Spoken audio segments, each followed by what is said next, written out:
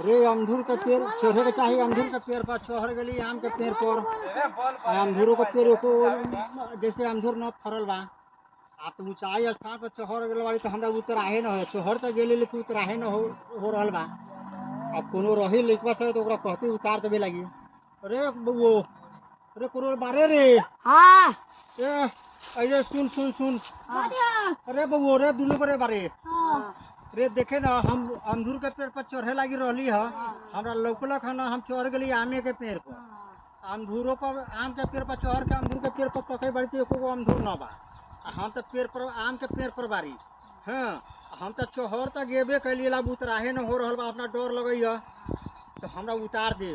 कैसे अब बहुत ऊंच वाला तो ऐसे न कर हम गोर नीचा में लटकबे बारी तू गोर धके हम भी जाइए हम उतर जबो।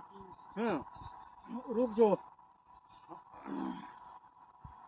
अब डरो लगल छौ रुक न पहले गोरबा पहले लटकाबे न दे।